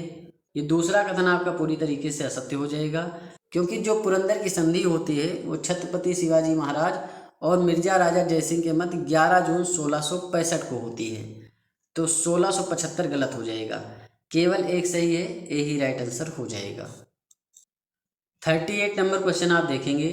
निम्नलिखित कथनों पर विचार कीजिए। पहला कथन है कि शिवाजी के संरक्षक कोरदेव थे। वहीं दूसरा कथन है कि तोरण के किले में छत्रपति की उपाधि के साथ उन्होंने अपना राज्याभिषेक करवाया था। उपयुक्त कथनों में से कौन सा सही नहीं है, ये आपको बताना है। देखिए, जो पहला कथन है कि शिवाजी के संरक्षक कोरदेव थे और समर्थ गुरु रामदास थे, तो पहला कथन पूरी तरीके से सत्य है। वहीं दूसरा कथन है कि तोरण के किले में छत्रपति की उपाधि के साथ उन्होंने अपना राज्याभिषेक कराया, ये पूरी तरीके से असत्य हो जाएगा, क्योंकि जो 1674 में ये रायगढ़ का किला होता है वहाँ पर अपना राज्याभिषेक करवाते हैं। तो दूसरा कथन पूरी तरीके से गलत है और इसमें पूछा भी गया है कि कौन सा सही नहीं है, तो बी आपका सही नहीं, मतलब केवल 2 आपका सही नहीं, बी राइट आंसर हो जाएगा। देखिए, अगला क्वेश्चन करें उससे पहले बाजीराव द्वितीय के बारे में थोड़ी जानकारी आप जान लीजिए। जो बाजीराव द्वितीय का टाइम पीरियड होता है 1796 से 1818 ईस्वी तक होता है। माधवराव नारायण की जब मृत्यु हो जाती है तो राघोबा के पुत्र बाजीराव द्वितीय पेशवा बनते हैं। जो बाजीराव द्वितीय होते हैं, इनकी नीतियां जो होती हैं अकुशल नीति होती हैं और इसके कारण मराठा संघ में आपसी मतभेद उत्पन्न हो जाता है। 1802 ईस्वी में बाजीराव द्वितीय के समय ही बेसिन की संधि होती है और किसके मध्य में होती है, मराठा और अंग्रेजों के बीच में। देखिए, जब बेसिन की संधि स्वीकार कर लेते हैं बाजीराव द्वितीय, तो इसी संधि के स्वीकार करने के बाद जो मराठा साम्राज्य होता है, मराठा लोग होते हैं, उनका जो आपसी विवाद होता है पटल पर आ जाता है। सिंधिया तथा भोसले अंग्रेजों के साथ की गई संधि का कड़ा विरोध करते हैं। द्वितीय आंग्ल मराठा युद्ध और तृतीय आंग्ल मराठा युद्ध जो होता है बाजीराव द्वितीय के शासनकाल में ही होता है। देखिए, जो प्रथम आंग्ल मराठा युद्ध होता है वो आपको पता है 1775 से 82 तक चलता है। वारेन हेस्टिंग और माधवराव द्वितीय कह लो या माधवराव नारायण कह लो, इनके मध्य में सालबाई की संधि के द्वारा प्रथम आंग्ल मराठा युद्ध समाप्त होता है। वहीं जो द्वितीय आंग्ल मराठा युद्ध है और तृतीय वाला, ये दोनों आपके बाजीराव द्वितीय के समय में होते हैं, ध्यान रखना, क्योंकि बाजीराव द्वितीय का टाइम पीरियड 1796 से 1818 ईस्वी तक है। 1803 से 1805 ईस्वी तक आपका द्वितीय आंग्ल मराठा युद्ध होता है। वहीं तृतीय आंग्ल मराठा युद्ध होता है आपका 1817 से 1818 ईस्वी तक। जो दूसरा आंग्ल मराठा युद्ध होता है, इसमें जो अंग्रेज होते हैं सिंधिया और भोसले को पराजित कर देते हैं और इनको संधि करने के लिए, अलग अलग संधि करने के लिए विवश कर देते हैं। कौन कौन सी संधि होती है? 1803 ईस्वी में अंग्रेज और जो भोसले होते हैं उनके साथ देवगांव की संधि होती है और कटक और वर्धा नदी का पश्चिम का क्षेत्र जो है अंग्रेज ले लेते हैं। अंग्रेजों ने 1803 ईस्वी में ही सिंधियों से सुरजी अर्जन गांव की संधि कर उसे गंगा तथा यमुना के क्षेत्र को ईस्ट इंडिया कंपनी को देने के लिए बाध्य कर दिया। तो ध्यान रखना, जो अंग्रेज होते हैं दूसरे आंग्ल मराठा युद्ध में 2 संधियां करते हैं। एक देवगांव की संधि होती है जो कि अंग्रेजों और भोसले के मध्य में होती है, वहीं दूसरी संधि होती है जो कि अंग्रेजों और सिंधिया के मध्य में होती है, जिसे सुरजी अर्जन गांव की संधि कहते हैं। जो देवगांव की संधि होती है उसके तहत कटक और वर्धा नदी का पश्चिमी क्षेत्र ले लेते हैं, वहीं सुरजी अर्जन गांव की संधि के तहत गंगा यमुना क्षेत्र को ईस्ट इंडिया कंपनी को देने के लिए इन्हें बाध्य होना पड़ता है सिंधिया लोगों को। वहीं 1804 में अंग्रेजों और होलकर के बीच में तृतीय आंग्ल मराठा युद्ध हुआ, ये आपका गलत हो जाएगा। तृतीय आंग्ल मराठा युद्ध 1817-1818 में होता है। फिलहाल जो है अंग्रेज और होलकर के बीच में 1804 में एक युद्ध होता है जिसमें जो है होलकर पराजित हो जाते हैं और अंग्रेजों के साथ राजपुर घाट की संधि करनी पड़ती है। तो भोसले के साथ जो होती है संधि वो देवगांव की संधि होती है। 1803 में सुरजी अर्जन गांव की संधि होती है आपके सिंधिया के संग, होलकरों के संग इनकी राजपुर घाट की संधि होती है। देखिए, मराठा शक्ति का पूरी तरीके से जो पतन होता है 1817 से 1818 में होता है, जब बाजीराव द्वितीय अपने को पूरी तरीके से अंग्रेजों के अधीन कर लेते हैं, मतलब आपका तृतीय आंग्ल मराठा युद्ध होता है उसी में। बाजीराव द्वितीय जो होते हैं वो पूना प्रदेश को अंग्रेजी राज में विलय कर देते हैं और पेशवा पद को समाप्त कर दिया जाता है। तो अंतिम पेशवा कौन थे? बाजीराव द्वितीय। देखिए 39 नंबर क्वेश्चन आप देखेंगे, एक तरफ सूची 1 दे रखा है, सूची 2 दे रखा है। 1802 ईस्वी में होता क्या है कि बेसिन की संधि होती है, जिसमें बाजीराव द्वितीय जो होते हैं अंग्रेजों से बेसिन की संधि कर लेते हैं, जिसके द्वारा मराठों का जो संघर्ष चल रहा था वो पटल पे आ जाता है। और 1803 में होती है देवगांव की संधि। अब देवगांव की संधि जो होती है किनके मध्य होती है? तो भोसले और अंग्रेजों के मध्य होती है। वहीं जो सुरजी अर्जन गांव की संधि होती है वो अंग्रेजों और सिंधिया के मध्य होती है। 1804 में ना तो आपका मराठा शक्ति का पतन हुआ है, ना तृतीय आंग्ल मराठा युद्ध हुआ है। 1817-18 में तृतीय मराठा युद्ध होता है। 1804 में आपके होलकरों को पराजित किया था, तो यहाँ पर होना चाहिए था होलकर पराजित हो जाते हैं, ठीक। या फिर राजपुर घाट की संधि यहाँ पर होता, तो आपका राइट आंसर हो जाता ए का तीसरा, बी का दूसरा, सी का पहला, 3 2 1 4 और 3 2 1 4 इसमें दे भी नहीं रखा। तो यहाँ फिलहाल ये क्वेश्चन थोड़ा गड़बड़ है, मिसप्रिंट है, इतनी बात आप समझ सकते हैं। अब यहाँ पर 40 नंबर क्वेश्चन आप देखेंगे कि निम्नलिखित में से किस मराठा शासक ने शिवाजी के पश्चात गोरिल्ला युद्ध प्रणाली को अपनाया था। देखिए, जो गोरिल्ला युद्ध प्रणाली थी वो शिवाजी ने ही निजात की थी और वही अपनाते थे, और उसी के द्वारा जो है मुगलों के छक्के छुड़ा रखे थे उन्होंने और परेशान कर रखा था पूरी तरीके से। इनके बाद में जो गोरिल्ला युद्ध प्रणाली को अपनाते हैं वो बाजीराव प्रथम होते हैं, जो कि 1720 से 1740 ईस्वी तक शासन करते हैं, 20 साल तक। इनके ऊपर मूवी भी बनी है, बाजीराव मस्तानी, आप देख सकते हैं। तो यहाँ पर राइट आंसर आपका बी हो जाएगा। 41 नंबर क्वेश्चन आप देखेंगे कि निम्नलिखित राज्यों की स्थापना को काल क्रमानुसार व्यवस्थित कीजिए। अब यहाँ पर देख सकते हैं जो बीजापुर होता है, बीजापुर की स्थापना कौन करते हैं, यूसुफ आदिल शाह करते हैं। कब करते हैं, तो ये करते हैं 1489 में, 1489 में।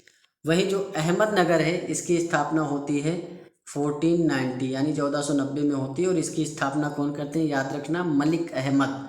वहीं जो बीदर की स्थापना होती है 1526 में होती है, और इसकी स्थापना करते हैं अमीर अली बीदर, और इसी की वजह से इसका नाम बीदर रखा जाता है। गोलकुंडा की जो स्थापना करते हैं वो करते हैं कुली कुतुब शाह, जो कि करते हैं 1518 में। 1518 में कुली कुतुब शाह गोलकुंडा की स्थापना करते हैं। तो आप देख सकते हैं बीजापुर की स्थापना पहले होती है, उसके बाद में अहमदनगर की, उसके बाद में गोलकुंडा, उसके बाद बीदर। तो 1 2 4 3 आपका राइट आंसर हो जाएगा, जो कि आपका बी में दिख रहा है, तो बी ही राइट आंसर हो जाएगा। अब यहाँ 42 नंबर क्वेश्चन आप देख सकते हैं कि विभिन्न राज्यों और उनके संस्थापक में से कौन से सुमेलित नहीं है, आपको बताना है। देखिए, बीजापुर यूसुफ आदिल शाह एकदम सही है, ये राइट आंसर आपका एकदम सही है। वहीं अहमदनगर जो है वो इमाद शाह ने नहीं किया था, अहमदनगर की स्थापना मलिक अहमद के द्वारा होती है, तो ये गलत है। बीदर की स्थापना अमीर अली बीदर ने की थी, सही है। गोलकुंडा की स्थापना कुली कुतुब शाह ने की थी, ये भी सही। लेकिन पूछा क्या है कि सुमेलित नहीं है, तो बी सुमेलित नहीं है, बी ही राइट आंसर हो जाएगा। देखिए, औरंगजेब के खिलाफ जो बगावत करने वाली आखिरी कम्युनिटी थी वो आपकी सिख थी। देखिए, औरंगजेब के खिलाफ जो सिख विद्रोह जो स्टार्ट होता है 1675 ईस्वी में स्टार्ट होता है, और ये स्टार्ट क्यों होता है, क्योंकि गुरु तेग बहादुर को इनके द्वारा प्राण दंड दे दिया जाता है। गुरु तेग बहादुर की मृत्यु के बाद में गुरु गोविंद सिंह जी जो होते हैं औरंगजेब की धर्मांध नीतियों का लगातार विरोध करते हैं, और उन्होंने मखोवल व आनंदपुर में अपना एक मुख्यालय भी उसी समय बनाया था। गुरु गोविंद सिंह जी ने अपनी मृत्यु से पहले गुरु की गद्दी को ही समाप्त कर दिया कि अब ऐसा है कि कोई गुरु नहीं बनेगा और गद्दी ही गुरु होगी, और सिखों को एक कट्टर संप्रदाय बनाने में सफलता भी प्राप्त की। 44 नंबर क्वेश्चन आप देखेंगे कि निम्नलिखित कथनों पर विचार कीजिए। पहला कथन है कि औरंगजेब के खिलाफ बगावत करने वालों में सिख प्रथम थे, तो ये एकदम गलत बात है। औरंगजेब के खिलाफ बगावत करने वाले जो सिख थे वो अंतिम थे, मतलब अंतिम तौर पे जो कम्युनिटी जो है औरंगजेब के खिलाफ विद्रोह करती है वो सिख करते हैं। पहला कथन पूरी तरीके से गलत हो जाएगा। वहीं दूसरा कथन है कि गुरु गोविंद सिंह जो थे औरंगजेब के समकालीन थे, तो दूसरा कथन आपका पूरी तरीके से सत्य है। उपयुक्त कथनों में से कौन सा सही है, तो केवल 2 सही है, बी राइट आंसर हो जाएगा। 45 नंबर क्वेश्चन आप देखेंगे कि पुरंदर की संधि के संदर्भ में निम्नलिखित कथनों पर विचार कीजिए। पहला कथन है कि यह संधि शाहजहां और शिवाजी के मध्य हुई थी। ये पहला कथन पूरी तरीके से गलत है, क्योंकि आपको पता है पुरंदर की संधि शिवाजी और मिर्जा राजा जयसिंह के मध्य होती है 1665 में, जिसमें शिवाजी को 35 किलो में से 23 किले जो हैं वो औरंगजेब को सौंपने पड़ते हैं। इस संधि की शर्तों में संभाजी को मुगल दरबार में 5000 मनसब तथा जागीर देना स्वीकार किया गया, मतलब संभाजी को 5000 मनसब के तौर पे भेजना पड़ा और जो है जागीर भी देना स्वीकार करना पड़ा। उपयुक्त कथनों में से कौन सा सही है, तो केवल 2 सही है। देखिए, संभाजी को 5000 मनसब का मतलब क्या होता है कि 5000 मनसब के ऊपर नौकरी करनी पड़ी, उसके लिए भेजना पड़ा शिवाजी को, तो केवल 2 सही है, तो बी राइट आंसर हो जाएगा। 46 नंबर क्वेश्चन आप देखेंगे कि निम्नलिखित में से किस शासक ने किला ए कोहना नामक मस्जिद का निर्माण करवाया था, तो किला एक कोहना नामक जो मस्जिद का निर्माण करवाया था वो आपके शेर शाह ने करवाया था। कब करवाया था? 1542 में करवाया था। और ये किला एक कोहना मस्जिद है कहाँ पे? ये दिल्ली के पुराने किले के अंदर जो है स्थित है। और किला एक कोहना के अंतर्गत ही शेर मंडल नामक एक अष्टभुजाकार 3 मंजिला मंडप का भी निर्माण शेर शाह के द्वारा करवाया जाता है। तो फिलहाल यहाँ राइट आंसर आपका बी हो जाएगा। 47 नंबर क्वेश्चन आप करें उससे पहले कर्नाटक युद्ध के बारे में थोड़ी जानकारी आप जान लीजिए, क्योंकि अब धीरे धीरे आप क्या कर रहे हैं, मॉडर्न हिस्ट्री की तरफ चल रहे हैं। देखिए, जो प्रथम कर्नाटक का युद्ध होता है ये ऑस्ट्रिया में चल रहे उत्तराधिकार के युद्ध से प्रभावित था। और ऑस्ट्रिया में जो उत्तराधिकार का युद्ध चल रहा था वो 1740 से चल रहा था। तो प्रथम कर्नाटक युद्ध उसी से प्रभावित था। फ्रांसीसी गवर्नर डुप्ले जो होता है इस युद्ध के पक्ष में नहीं था। कर्नाटक युद्ध का जो तात्कालिक कारण था वो ये था कि एक अंग्रेज अधिकारी कैप्टन बर्नेट द्वारा कुछ फ्रांसीसी जहाज़ों पर कब्जा कर लेता है। मतलब जो कैप्टन बर्नेट होते हैं अंग्रेजी अधिकारी, वो कुछ फ्रांसीसी जहाज़ों पर कब्जा कर लेते हैं। वहीं जो डुप्ले होता है, डुप्ले का लक्ष्य होता है फोर्ट सेंट डेविस को जीतना, लेकिन वह जीतने में असफल रहता है। सेंट टोमे युद्ध जो होता है फ्रांसीसी सेना और कर्नाटक के नवाब अनवरुद्दीन के बीच लड़ा गया और इस युद्ध में फ्रांसीसी विजयी रहे। देखिए, प्रथम कर्नाटक युद्ध की जो समाप्ति होती है ऑस्ट्रिया के उत्तराधिकार युद्ध की समाप्ति के साथ ही 1748 में हो जाती है। और एक्सला-शापिल की संधि होती है प्रथम कर्नाटक युद्ध में, ये चीज़ आप ध्यान रखेंगे। और एक्सला-शापिल संधि की शर्तों के अनुसार ही मद्रास अंग्रेजों को वापस कर दिया गया। देखिए, अगर कर्नाटक राज्य की बात करें तो कर्नाटक राज्य के संस्थापक सादुल्ला खान को माना जाता है और इसने जो है आरकाट को अपनी राजधानी बनाया था। कर्नाटक का प्रयोग अंग्रेज और फ्रांसीसियों ने भारतीय युद्धों के मैदान के रूप में किया है। और यही नहीं, जो आपके British governor general Lord Wellesley होते हैं वो मैसूर के शासक टीपू सुल्तान के साथ गुप्त और षड्यंत्रात्मक पत्राचार करने का आरोप कर्नाटक के नवाब मोहम्मद अली पर लगा देते हैं। उनके उत्तराधिकारी ओमदुत उलूमेर से राजगद्दी का अधिकार भी छीन लिया जाता है। देखिए, जो दूसरा कर्नाटक युद्ध होता है 1749 से 54 के मध्य होता है। इसमें होता क्या है कि कर्नाटक और हैदराबाद में जो सत्ता स्थानांतरण का मुद्दा होता है उसी के ऊपर ये युद्ध होता है। होता क्या है कि 1748 में हैदराबाद के निजाम उल मुल्क की मृत्यु हो जाती है, तो उनके उत्तराधिकार को लेकर संघर्ष शुरू होता है, जिसमें फ्रांसीसी जो है वो मुजफ्फर जंग का समर्थन कर रहे थे कि मुजफ्फर जंग को जो है हैदराबाद की गद्दी पर बैठाया जाए, जबकि जो ब्रिटिश होते हैं वो कहते हैं नहीं नहीं, नासिर जंग को गद्दी पर बैठाएंगे। इसी तरह कर्नाटक में फ्रांसीसी चंदा साहिब का समर्थन करते हैं, जबकि जो ब्रिटिश होते हैं वो कहते हैं नहीं नहीं, अनवरुद्दीन को हम गद्दी पर बैठाएंगे। तो ये सिस्टम चल रहा होता है। 1551 में क्लाइव के नेतृत्व में आरकाट पर घेरा डाल दिया जाता है। रॉबर्ट क्लाइव को इसमें जो है सफलता मिल जाती है और इसमें उसकी प्रथम कूटनीतिक विजय मानी जाती है। डुप्ले को फ्रांसीसी क्षति के साथ ही व्यक्तिगत रूप से भी अपूरणीय क्षति होती है और डुप्ले को इस असफलता के बाद में फ्रांस बुला लिया जाता है। और 1644 में गोहिडू जो होते हैं उनको भारत के फ्रांसीसी प्रदेशों का गवर्नर बनाकर भेजा जाता है, गवर्नर जनरल बना करके भेजा जाता है। गोहिडू जब आते हैं तो इंग्लैंड की कंपनी के साथ संधि करने का प्रयास करते हैं और इसके फलस्वरूप जनवरी 1755 ईस्वी में जो है पांडिचेरी की संधि होती है और इसी संधि के द्वारा जो होता है द्वितीय कर्नाटक युद्ध समाप्त होता है। तो पहला कर्नाटक युद्ध जो समाप्त हुआ था एक्सला-शापिल संधि के तहत समाप्त हुआ था। दूसरा कर्नाटक युद्ध जो समाप्त होता है पांडिचेरी की संधि के साथ समाप्त होता है। पहला कर्नाटक युद्ध 1746 से 48 में हुआ, दूसरा वाला 1749 से 54 हुआ। ये चीज़ भी आप ध्यान रखेंगे।